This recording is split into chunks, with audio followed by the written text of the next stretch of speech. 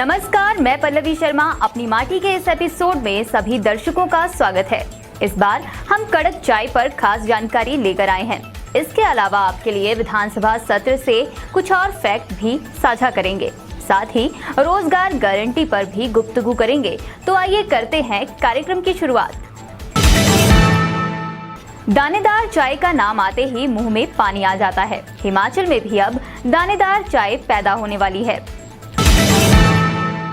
प्रदेश के लोग कड़क चाय के शौकीन हैं और अब इसके लिए उनको दूसरे राज्यों से आने वाली चाय पर निर्भर नहीं रहना होगा।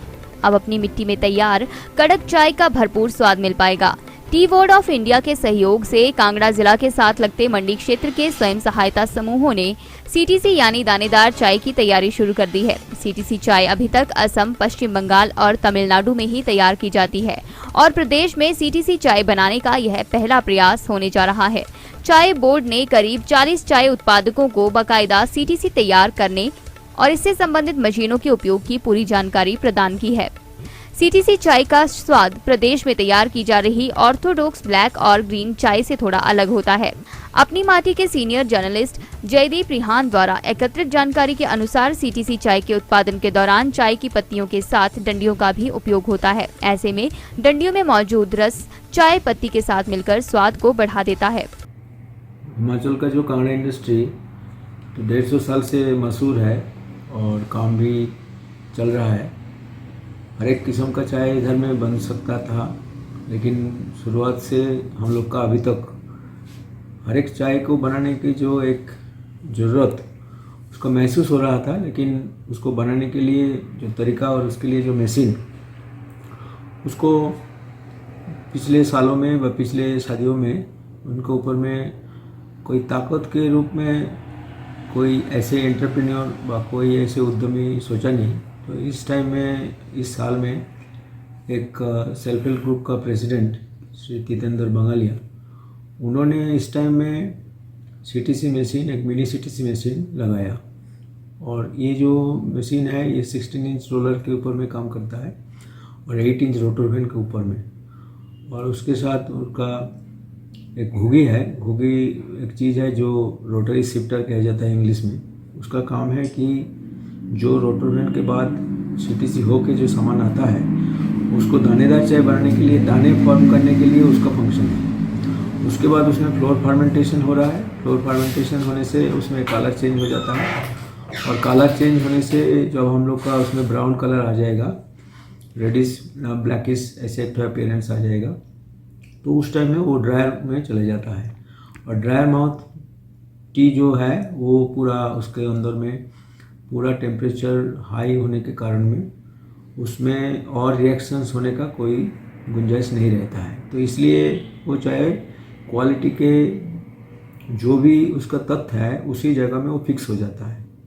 और ऐसे चाय हम लोग का इधर का जो पीने का हैबिट है, विशेष करके हिमाचल में जो हम लोग सालों से देख रहे हैं कि इधर का लोग पसंद करता है सीटीसी दानेदार चाय दूध के साथ, लेकिन इधर में जो बनाया जाता है वो है ऑर्थोडॉक्स ब्लैक और ग्रीन टी, जिसका इतना कंजम्पशन नहीं है और उसको बेचने के लिए लोगों को कलकत्ता जैसा ऑक्शन में जाना पड़ता है, नहीं तो कोई प्राइवेट बायर्स और कुछ एक्सपोर्ट्स होता है। लेकिन फिर भी एक इसको डिस्पोजल के लिए एक प्रॉब्लम इंडस्ट्री में बहुत दिनों से चल रहा है।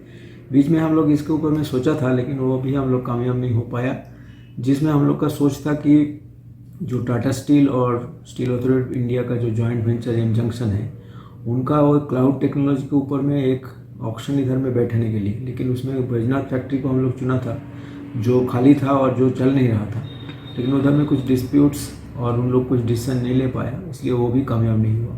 तो इसके कारण में क्या है कि अभी भी जो हिमाचल विधानसभा के मानसून सत्र में खेती और बागवानी से जुड़े कई मसलों के जवाब मिल गए हैं। इन्हीं गंभीर मसलों में से बंदर, आलू और फलों पर नए अपडेट सामने आए हैं। देखते हैं इस रिपोर्ट में। हिमाचल की 93 तहसीलों और सब तहसीलों में बंदरों को 1 साल के लिए वर्मिन यानी पीड़क घोषित किया गया था। इनमें 10 तहसीलें और सब तहसीलें मंडी जिला की थी। यह अवधि 22 अप्रैल 2021 को खत्म हो चुकी है। हिमाचल ने केंद्र सरकार से इस अवधि को 1 साल और बढ़ाने की मांग की है। विधानसभा के मानसून सत्र में जोगिंदरनगर के विधायक के सवाल पर यह जानकारी वन मंत्री ने दी। उन्होंने बताया कि अकेले जोगिंदरनगर में अब तक 2726 बंदरों की नसबंदी हो चुकी है। दूसरी तरफ नगरोटा बगवां के विधायक अरुण मेहरा के सवाल पर बताया गया कि पठियारी आलू को बढ़ावा देने के लिए सरकार अतिरिक्त सुविधा देने का इरादा नहीं रखती है। ये भी बताया गया कि झुलसा और स्कैब से आलू को नुकसान की कोई शिकायत नहीं है। गौर रहे, पठियारी आलू अपने स्वाद के लिए दुनिया भर में मशहूर है। ऐसे में कांगड़ा के लोगों की मांग रहती है कि इसे प्रमोट किया जाए। महात्मा गांधी रोजगार गारंटी योजना ने देश के गांवों की तस्वीर बदल दी है। हिमाचल में भी इस योजना ने देहात में तरक्की की कुछ नई कहानी लिखी है। कुछ ऐसी ही कहानी हम आपके लिए लाए हैं जिला सिरमौर से। सिरमौर जिला में विकासखंड नाहन के अंतर्गत गांव बेचड़का बाग के 10 परिवारों के लिए सामूहिक वर्षा जल संग्रहण सिंचाई टैंक बनाया गया है। ये टैंक सिंचाई में अहम भूमिका अदा कर रहा है। पंचायत के प्रधान अनिल ठाकुर ने बताया, इस टैंक के निर्माण के लिए 5 लाख रुपए की राशि स्वीकृत हुई थी, जिसे मनरेगा द्वारा वर्ष 2019-20 में निर्मित किया गया है। इस टैंक की भंडारण क्षमता 1,50,000 लीटर है, जिसे गाँव के वार्ड नंबर 2 में निर्मित किया गया है। इससे गांव के 10 परिवारों के खेतों को सिंचाई की सुविधा मिल रही है। इस बारे में खंड विकास अधिकारी नाहन अनूप शर्मा कहते हैं कि मनरेगा के तहत कई शानदार काम हो रहे हैं। इनमें जल संग्रहण निर्माण, जोहड़ों तथा तालाबों का निर्माण भी किया गया है।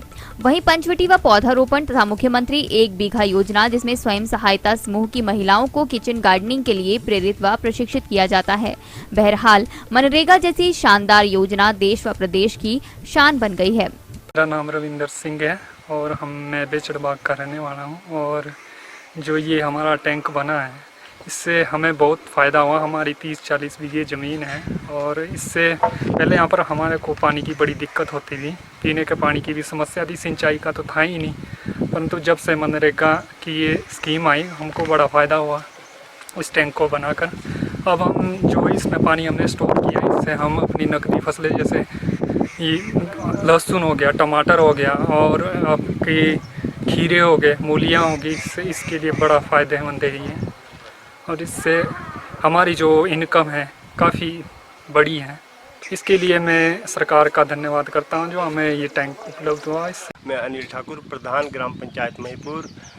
हमें विभाग द्वारा मनरेगा में सिंचाई के लिए 5 लाख रुपए का टैंक बेचड़ का बाग में वार्ड नंबर 2 ग्राम पंचायत महिपुर में प्राप्त हुआ था विभाग द्वारा। तो हमने उसके कार्य का निर्माण किया, उसे अच्छे तरीके से बनाया। यहाँ पर इससे पहले सिंचाई की बड़ी समस्या थी। लगभग यहाँ पर 10 परिवार रहते हैं और उन्हें सिंचाई की व्यवस्था की बड़ी परेशानी थी। परंतु इस टैंक के बनने से यहाँ पर लगभग 30-40 बीघे भूमि उपजाऊ हो गई है, जिससे हम यहाँ पर नकदी फसलें उगा रहे हैं, टमाटर लगा रहे हैं, लहसुन लगा रहे हैं। और इस टैंक में हमने जो है स्टोरेज का सिस्टम, हमने वर्षा के पानी को छत के माध्यम से, पाइपों के माध्यम से इसमें डाला है। और आपको आप देख सकते हैं टैंक भरा हुआ है और इससे हमें भरपूर फ़ायदा मिल रहा है। पंजाब बॉर्डर से सटे इंदौरा हलके के किसान पठानकोट सब्जी मंडी में अपना अनाज बेचते हैं। किसानों को सब्जी के उचित दाम नहीं मिल पा रहे हैं। आइए देखते हैं इस रिपोर्ट में। किसानों की भलाई के लिए भले कई बातें की जाती हों, लेकिन जमीनी स्तर पर हालात बेहद खराब हैं। कभी प्राकृतिक खेती की बात होती है तो कभी ऑर्गेनिक खेती की, लेकिन जब फसल तैयार हो जाती है तो उसे बेचना बेहद कठिन होता है। ताजा मामला कांगड़ा जिला के तहत इंदौरा हलके का है। पंजाब बॉर्डर पर इंदौरा के मलाहड़ी, चरूड़ी, घगमा, कुकड़ाला, भोगरवा आदि गांवों में किसानों ने कड़ी मेहनत से फसलें तैयार की थी, लेकिन अब इन फसलों को सब्जी मंडियों में उचित दाम नहीं मिल पा रहे हैं। किसान विजय सिंह, नन्नू, दिलावर सिंह, टोनी, जफ्फू, संजू, विक्कू, करनैल, बलदेव, मंजीत ने बताया, उन्होंने बैंकों से कर्जा लेकर फसलें उगाई हैं, लेकिन अब उन्हें बीज खाद का पैसा भी पूरा करना कठिन हो गया है। सब्जी मंडी पठानकोट में खीरा 1 रुपए किलो बिक रहा है। इसी तरह हलवा, कद्दू भी फ्री में नहीं ले रहा है। वहीं करेला, लौकी व राम तोरी की भी बेकदरी है। आलम यह है कि किसान सब्जी को फ्री में बांट रहे हैं। किसानों ने प्रदेश सरकार से मांग की है, उन्हें स्पेशल पैकेज दिया जाए। सर, हम जिम्मेदार लोग हैं सर, तो उधर लौकी का रेट 2.5 रुपये लग रहा है और खीरे को तो मुफ्त में नहीं ले रहे हैं मंडी वाले। सर, 2 रुपए की या 3 रुपए में दुकानदार टॉफियाँ तक नहीं देते हैं। तो सर इधर देख लो, जो हलवा लगा हुआ है, तो सर हलवे का 30-40 रुपये तोड़ा, जिनके किराया छोड़ के एक तोड़ा जैसे लेते हैं हम, उसको छोड़ के सब कुछ छोड़ के सर कोई पैसा नहीं बचता है जिम्मेदार को। और वो भी सर इधर पानी भी नहीं लगता है सर, बारिश के कारण जो मेहनत की हुई है वो है। तो आप खुद समझदार है कि पठानकोट में इतने गंदे हालात है कि बिल्कुल चोर बाजारी है। जो शरेआम सरकार बोलती है हम ये दे देंगे वो दे देंगे, तो सर हम क्या सरकार से क्या उम्मीद रखनी है हमने। आप खुद समझदार है कि कम से कम जिम्मेदार को तो कुछ ना कुछ तो बचना चाहिए। 2.5 या 3 रुपए में टॉफियाँ भी नहीं देते हैं लोग। तो आप बताओ कि 2.5-3 रुपए में कौन सी सब्जी आ रही है आजकल, जहाँ हम उसी सब्जी को बेचते हैं, उसके बाद वो हमें कितने रुपए देते हैं। स्कूल के छोटे छोटे बच्चे सभी लगे हुए हैं इधर लॉकडाउन में सर, कोई किसी चीज़ का कोई रेट नहीं है, और दुकान में 40 रुपए से कम कोई सब्जी नहीं है। नमस्कार सर। मैं सूरडवा से बोल रहा हूँ। मैं लॉकडाउन लगा है, स्कूल में फीस देने के लिए हमने हलवा लगाया। इस बार तो मेरे पूरा परिवार लगा, और मंडी में रेट कुछ भी नहीं जा रहा है। 3 रुपये हलवा जा रहा है। तो हमारी 7 जानों की दिहाड़ियाँ लगाओ तो हमको तो कुछ भी नहीं बच रहा है पीछे से। तो आप खुद ही सोचो कि क्या रेट लगना चाहिए। ये देखिए हमारे परिवार, ये देखो मेरा परिवार पूरा लगा। आप खुद ही सोचिए कि 7 जानों की दिहाड़ियों का क्या होगा। शाम का गाँव से सानाराम बोल रहा हूँ। तो हमने जहाँ हलवा लगाया मंडी में, जहाँ हम तोड़े बेचते हैं, तो वहाँ हमें एक तोड़े के पीछे 100-150 रुपया बच रहा। 30 रुपये तो गाड़ी का किराया लग जाता है, कुछ आर्ट काट लेते हैं। हमें तो लास्ट में एक तोड़े के पीछे मतलब कम से कम तो 90 रुपये या 80 रुपये बचते हैं। तो इसलिए मेहरबानी करके थोड़ा इनको समझाइए मंडी वालों को कि कुछ ना कुछ तो जिम्मेदार के पल्ले डालो। जिम्मेदार ने मेहनत करी है, पूरा परिवार लगा, 6-7 आदमी लगे हुए, 6-7 आदमियों की दिहाड़ी पूरी नहीं हो रही। तो हलवा तो कहाँ रहा बिकना जब बिकाना।